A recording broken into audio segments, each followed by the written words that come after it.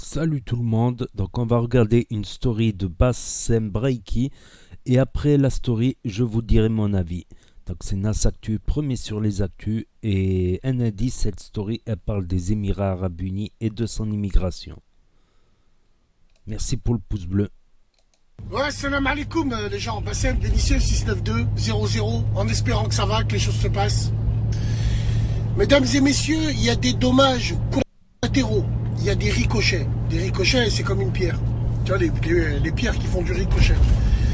J'aimerais parler des Émirats Arabes al-Khra, des Émirats Arabes Unis, d'Oukhra et ce qui va avec, hein, Abu Dakhra. Ouais. Alors si je dis Khra, c'est parce que c'est les nouveaux Français qui sont venus comme ça qui l'ont rendu Khra. Le problème, c'est que vous vous en rendez pas compte que vous êtes en train de salir et vous êtes en train de dénigrer les vrais Français maghrébins ou les Français qui vont travailler là-bas et qui travaillent, qui ne donnent pas leur cul, qui racontent pas leur vie de merde où vous mangez des pierres, mais en vrai, devant les photos, vous êtes obligé de montrer qu'on vous sert. Non, nous, on connaît la vérité. On sait que vous mangez des pierres. On sait qu'il y en a même certains, ils peuvent pas rentrer en France. Et ils te disent, non, moi je reste là-bas, je rentre pas en France. T'es un menteur, on t'a confisqué les passeports. Ben ouais, on t'a confisqué ton passeport parce que tu n'as pas payé ou parce que tu as fait des trucs de fou. Parce que tu as cru en gros que c'était le bled à ta grand-mère. Voilà. Donc, moi, je pense vraiment à ceux qui sont partis là-bas travailler pour de vrai.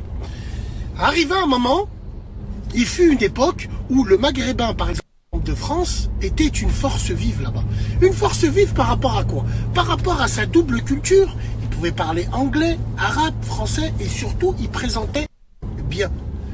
Maintenant, quand tu regardes, quand tout le monde y vont là-bas, c'est plus pour rentrer dans des grandes enseignes, dans des grandes entreprises, non. En fait, ils essayent tous de rejoindre ce microcosme de fils de pute. Vous connaissez ce microcosme où on est entre influenceurs, influenceuses. Et qu'est-ce qu'on fait quand on se rencontre? Ben, on essaye de miroiter une vie qu'on n'a pas et surtout on parle des autres et surtout on se moque même des gens qui nous suivent. Oh oui. Oui, oui, bien sûr. Donc ils sont là, ils sont assis entre eux, et tiens, ils sont là et ils se parlent. Ouais, putain, lui il m'envoie un message, il me prend la tête. Putain, ces gens-là, ils me prennent la tête. À chaque fois, ils veulent que... Putain, tu parles de tes membres. Tu parles de ceux qui font en sorte que tu vis. La putain de ta mère, là. Ouais, bien sûr. Ça, c'est une pure réalité. Et on va dire qu'ils s'embourgeoisent. Ils s'embourgeoisent parce qu'ils sont dans un monde où c'est une utopie, où c'est de la poudre aux yeux pour de vrai. Wallahi l'adim. C'est pour ça que la plupart des gens qui ont quelques vues, ils vont là-bas. Ils vont là-bas pour quoi faire? Pour rejoindre ce microcosme de fils de pute. C'est simple et net. Et certains me diront, ouais, bah, il y a du business, il y a du ci, il y a du ça. Non, c'est des destinations de mode. Vous l'avez Khamesh, comme vous avez Khamesh la Thaïlande, comme ça c'est connu. Et surtout, on sait tous que si vous êtes là-bas, c'est pour vous acheter une petite conscience. Hein? Ouais, moi je suis dans un pays musulman, on entend les... Oui, oui, bien sûr. Donc ils sont là, ils sont assis entre eux, et tiens, ils sont là et ils se parlent. Ouais, putain, lui il m'envoie un message, il me prend la tête. Putain, ces gens-là, ils me prennent la tête. À chaque fois, ils veulent que... Putain, tu parles de tes membres. Tu parles de ceux qui font en sorte que tu vis. La putain de ta mère, là. Ouais, bien sûr. Ça, c'est une pure réalité. Et on va dire qu'ils s'embourgeoisent. Ils s'embourgeoisent parce qu'ils sont dans un monde où c'est une utopie, où c'est de la poudre aux yeux pour de vrai. Wallahi l'adim. C'est pour ça que la plupart des gens qui ont quelques vues, ils vont là-bas. Ils vont là-bas pour quoi faire? Pour rejoindre ce microcosme de fils de pute. C'est simple et net. Et certains me diront, ouais, bah, il y a du business, il y a du ci, il y a du ça. Non, c'est des destinations de mode. Vous l'avez Khamesh, comme vous avez Khamesh la Thaïlande, comme ça c'est connu. Et surtout, on sait tous que si vous êtes là-bas, c'est pour vous acheter une petite conscience. Hein? Ouais, moi je suis dans un pays musulman, on entend les dènes et tout, waouh, on entend les dènes, machallah, je suis en train de marcher, j'entends les dènes, oh putain, elle a un gros cul celle-là, waouh et tout. Dubaï, Doukhra et les Abu Dakhra, pour moi, c'est le signe et le symbole de la schizophrénie littérale du peuple maghrébin de France. Hein. Je ne parle pas des autres parce que ça ne m'intéresse pas. Mais pour vous dire, Wallahi l'adim, c'est de la schizophrénie pure et dure. Et ouais, bien sûr. Et tu remarqueras, quand ces personnes, elles sont installées là-bas, Quand tout va bien, ah, mais quand tout va mal, ils mettent du Coran. Il faut voir des sites musulmans. Ils sont là, machallah, la mosquée et tout, pète sa mère. En plus, elle tue, elle est en face d'une boîte de nuit. Ça veut dire, dès que j'ai fini ma soirée, je peux aller là-bas, je fais la salade, après je dors, j'ai une conscience. Bande de sales merdes que vous êtes tous. Nous, on s'en foutrait de tout ça. Wallahi, on s'en foutrait. On s'en foutrait, bien sûr. Mais là, vous êtes en train de mettre des bâtons dans les roues aux vraies personnes qui vont là-bas, les chargés d'affaires, les soudeurs, les grutiers, tous ces gens-là. French Arabic, à cause de vous, ça va être grillé. Si seulement vous nous avez grillés sur les chantiers de travail, vous nous avez grillés dans les grues, vous nous avez grillés dans les décoratrices intérieures. Non, vous nous avez grillés dans les vidéos, vous nous avez grillés dans des futilités. Et qui mettent des bâtons aux gens qui veulent en faire de l'utilité. Bien sûr, parce que vous êtes des sans-foi ni loi. Vous êtes de la merde. C'est mon avis personnel, qui n'engage que moi. Force aux vrais Français qui vont travailler là-bas, qui ont un vrai métier. Et franchement, ça doit être très compliqué, parce qu'on vous pointe du doigt, parce qu'on pense que vous êtes comme les autres qui sont là-bas. C'est le malikoum, les gens. Sans foi ni loi.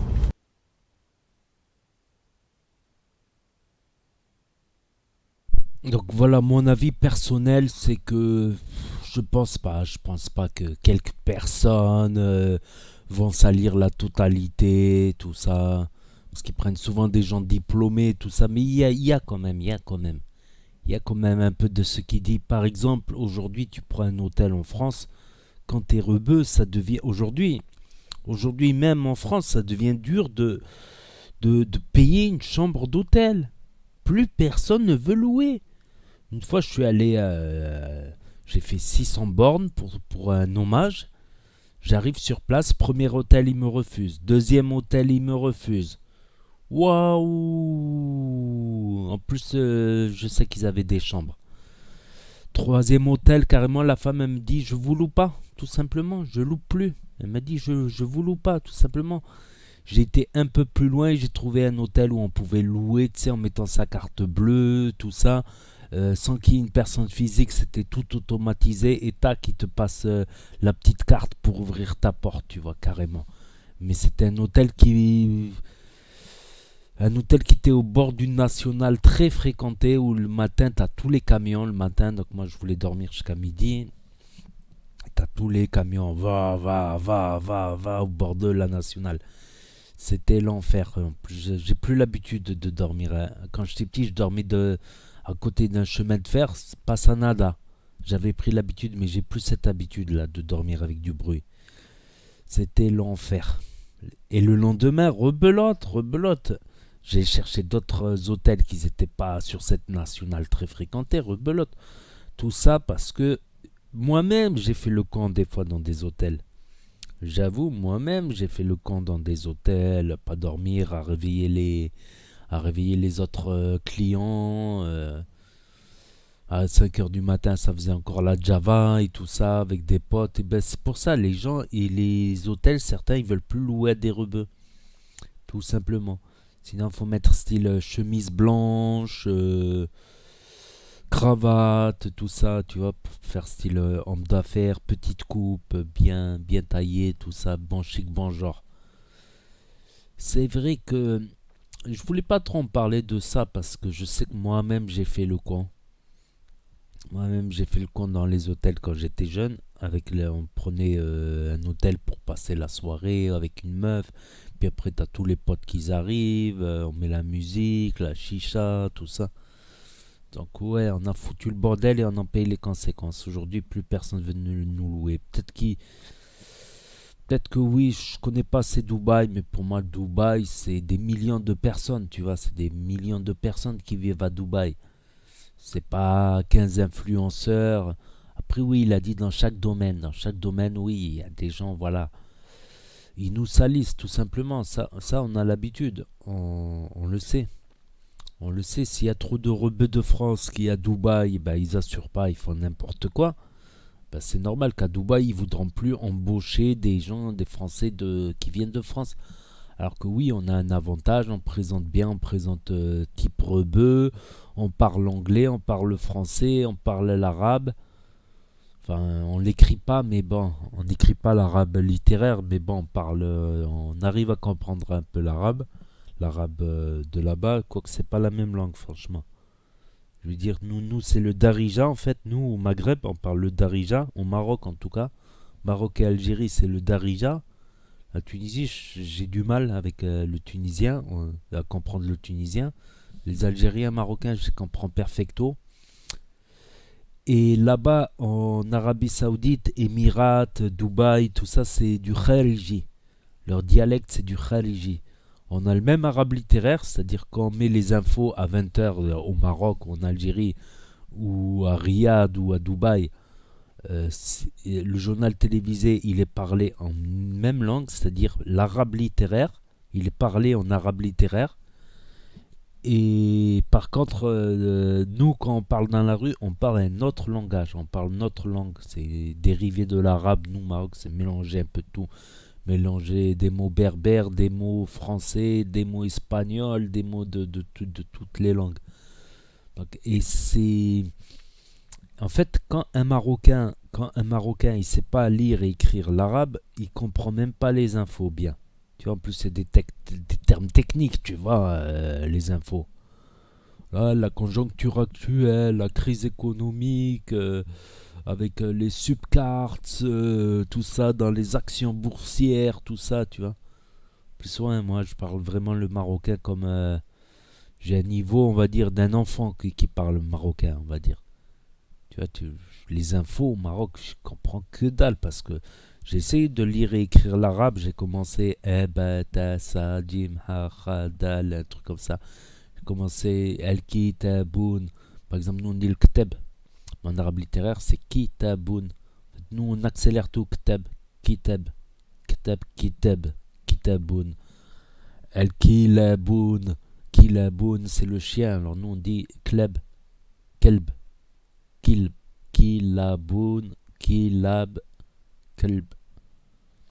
Enfin bref, je vais pas vous saouler davantage avec toutes mes explications, donc n'hésitez pas à dire ce que vous en pensez dans les commentaires, à mettre un pouce bleu, à vous abonner, à cliquer sur la cloche, et je vous dis à très bientôt pour de nouvelles vidéos. Tchuss, merci d'avoir regardé.